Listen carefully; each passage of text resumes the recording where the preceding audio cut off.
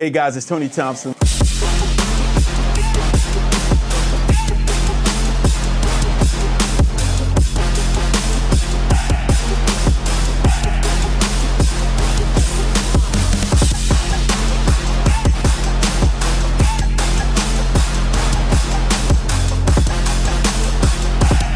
Welcome back to another episode of Chasing Excellence.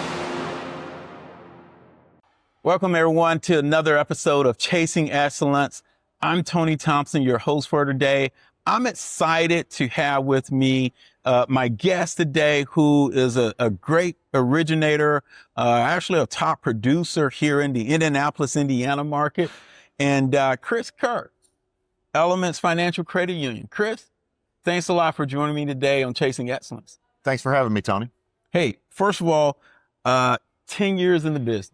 20 years, technically. 20 years. 10 years at Element. 10 years at Element, yes. 20 years in the business. Don't look like it, man. That's great. That is great. Thank you. For those who don't know Elements Financial Credit Union, share a little bit about Element. Sure.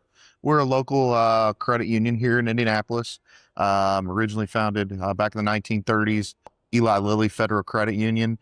A few years ago, about 10 years ago when I joined Elements, we changed our name from Eli Lilly Federal Credit Union to Elements Financial to bring on other employers in addition to just Eli Lilly, places like IU Health, One America, Butler University, places like that. Great. Now, someone may be saying, oh, okay, work for a credit union, that's in-house business, people are coming to you, but your role is a little bit different, Chris. That is correct. I'm an outside originator, so I'm not inside of the Eli Lilly facilities or anything like that. I go out and try and bring business into the credit union. We're a nationally accredited credit union, so we do loans in all 50 states. You don't have to be affiliated with one of those employers to get a loan with us. So we're local, but we can go all over the country. Great. That. I like to say everybody has a story. Sure. When they've started and how they got into the mortgage industry. Chris, what's your story? Well, I feel like it's a good story, and it kind of fell into my lap is the way that I would describe it. I would say it was almost an accident that I got into the industry, but originally I attended Indiana University for criminal justice and psychology. I wanted to be either an attorney or a police officer. I was a police officer for a brief period of time back in early 2000.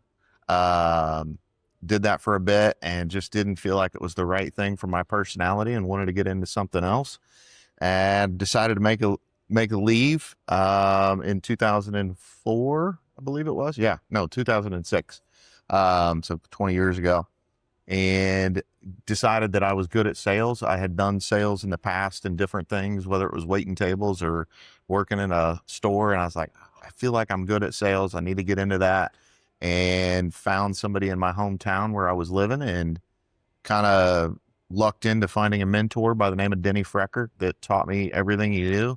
He had done it for a long time and was very successful at it, and got to listen to him and how he worked with borrowers. And I was able to build off that. I'm appreciative of that relationship to this day. Wow. I love that story. Great story. You do on average about 30 million a year, right over 100, 110 units or so.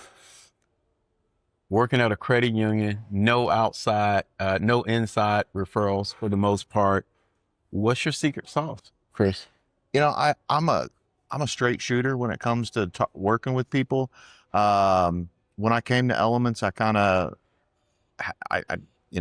been here 10 years now, and I kind of looked at how I was doing things and what I was doing. And I said, what do I need to do to go to the next level? I often, prided myself on taking the difficult deal and solving the puzzle and kind of going from there. And the biggest mistake I felt like I was making on deals was not necessarily being as thorough up front on deals.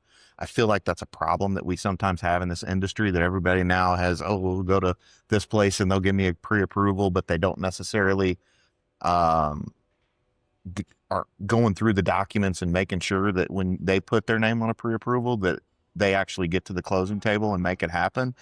And I made that decision 10 years ago to kind of take it to the next level and to make sure I dive in and that all those things do happen, and creating my own process. I think that's the number one thing that you have to do in this industry is create a process and make sure that that process is working, and don't be afraid to tweak it in some way, shape, or form, whether or not it's going through the loan estimate with somebody or diving into numbers, and just being thorough and upfront with people, I think, is the best thing that I've done that has helped me.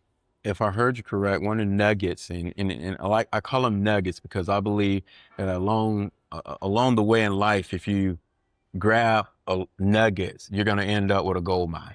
And, Okay. and so, nugget I heard from you is know your products and know who you are in terms of being the consummate business professional. Yeah, I would agree with that. That helps you win more deals. It does, because it's just one of those things that when you treat people right and they understand it, they're appreciative of that business at the end of the day, that you get them to the finish line. And one of the things when I feel like sometimes people give that quick pre-approval, and then throughout the transaction, things can kind of sometimes get stressful as they're trying to problem solve before closing. I try to do that before the pre-approval. I try to dive into it so that less stress throughout the transaction. You have confidence, and that, once that purchase agreement gets signed and you're ready to move, if those things haven't been solved ahead of time, that's when things get really stressful and referral partners get upset, and maybe you don't get to the closing table. And I pride myself on getting people to the closing table. And if I've put my name on a pre-approval, I would say that I close 99% of those. Love that. So Doing a lot of volume every year, purchase originations on top of that. You're going to have some down days and bad days, Sure. Good days and better days. How do you stay motivated, Chris? I stay motivated by, I have a wife and 2 kids. My son's 19 and a freshman at Butler University, and my daughter's a freshman in high school. And, just being able to spend time with them, and whether it's travel or just going on little trips and just stuff like that, being able to help support my family and help them grow to become better people. That's what keeps my spirit alive, and how I get to them, wake up every morning trying to focus on them and myself at the same time. And, you say that, I always talk about, one of my sayings is sometimes you have to change your sail, and not that, if you're out on a boat with a sailboat or something like that, sometimes the market moves in different directions, and sometimes you have to adjust the way you sail, or, what you're going after business wise, and be ready to do that. I've always kind of looked at that as I love that. Sometimes you have to change your sail. And we're talking in the aspect, we're sitting here almost right behind us in a beautiful for sure little lake overview on set. And so if you're sailing across the lake and the wind started blowing a different way, you got to adjust your sail. That's right. And in our business, the key to success, and in any business, is understanding how to adjust the sail. And so I love that. Chris, let's talk a little bit about, you've been in the business 20 years. So let's go back 20 years. Sure. What would you tell your younger self, the younger Chris, now that you've been in the business? If 20 years ago that you would be sitting here, what would you be telling yourself 20 years ago? Create a process from the very beginning of something that, and make it a habit going through those. Be thorough, be upfront with people. I don't feel like I'm selling a product to people. I'm helping them through by educating them on the process to give them confidence that they're not being taken advantage of, or, just giving advice in the best way that I can, and being honest with them, and doing that from the very beginning, I think has just really helped me. I've not always done it that way, but I've grown into that person and trying to master that skill. Process, so often originators, 3, 5, 10, 15 years in the business, but they don't have a repeatable, scalable, reputable process that is consistent to allow them to elevate their business. So I love that nugget around process. The sooner you get a consistent, repeatable, scalable process, the sooner you grow. For sure.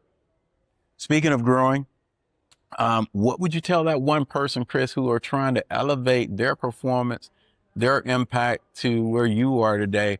What piece of advice would you give them? Discipline.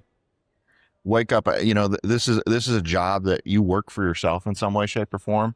Your income potential is unlimited in some way, shape, or form, but you can also make zero at the end of the day. And if you don't have discipline to get up every day, and if you work from home, like I work from home, and I try to get up, shower, get ready, be professional for the day, and not just laying around, but be disciplined, have a game plan, and keep track of things. Make sure if your phone's not ringing, why is it not ringing? Are you doing the right things on a day-to-day basis to make that phone ring? Because nobody's out there making it ring for you if you're not.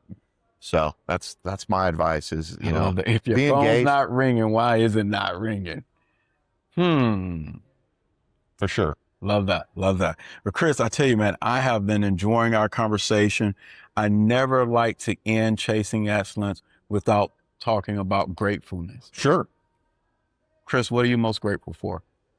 I look at it and I feel like I'm grateful for my family, just the support around me, from whether it's my brother, my sister, my mom, my kids, my wife, all those, and the support I get around them, and they help inspire me to try and be the best person that I can be. That's part of it. My health is another thing, whether it's physical or mental health. I think those are both important things to be able to do this job, because it is a stressful job across the board. Because if that phone's not ringing, maybe you're not making a paycheck. So having a good, strong, healthy body and healthy mind is something I'm grateful for.